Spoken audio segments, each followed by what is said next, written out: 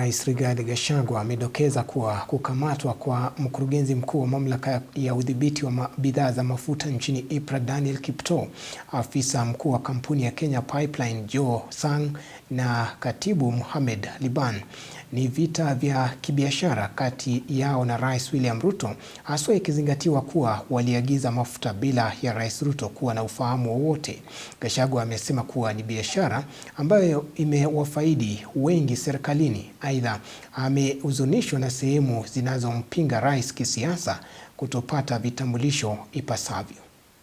Baada ya kukamatwa na kujiuzulu kwa mkurugenzi mkuu wa mamlaka ya EPRA Daniel Kiptoo, afisa mkuu wa kampuni ya Kenya Pipeline Joe Sang na katibu katika wizara Mohamed Liban kuhusiana na sakata ya mafuta, aliyekuwa naibu wa rais Rigathi Gachagua amesema kwamba Rais William Ruto ndiye aliagiza kukamatwa kwa watatu hao baada ya kugundua kuwa walifanya biashara haramu ya uagizaji wa mafuta bila ya rais kugundua. Ni vita ya biashara kati ya Ruto na wafanyikazi wake.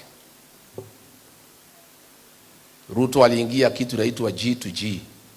Hii biashara yote ya mafuta ndio anafanya kupitia kampuni inaitwa Gulf Energy na ingine inaitwa Starbex.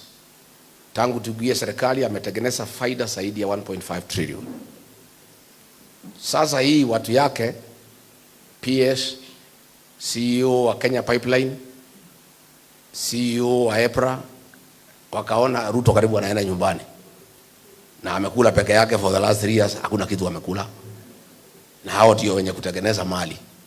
Sasa wakafanya mpango ya kando, pia wakaitisha mafuta bila Ruto kujua. Gachagua akisema pia waziri wa kawi Opiyo Wandayi na Lee Kinyanjui walihusishwa katika biashara hiyo, huku takriban shilingi milioni 500 zikipatikana baada ya uchunguzi kufanyika, jambo ambalo lilomkasirisha rais. Wakahusisha Lee Kinyanjui, wakahusisha Opiyo Wandayi, wakatafuta meli, wakauda maneno hapo, pia wakatengeneza karibu 500 million.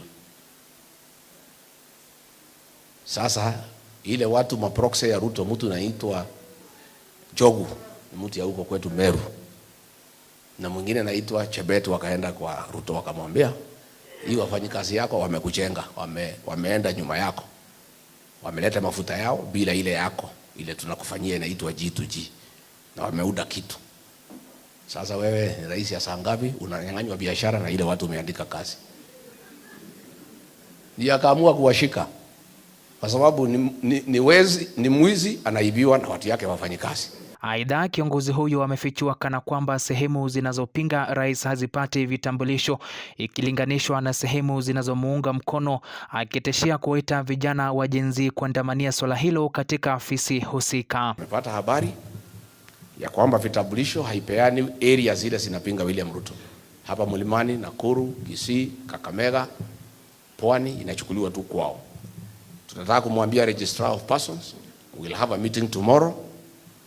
If you don't stop discrimination and issue IDs to everybody, we shall request Gen Zs to occupy your offices across the country. Yeah?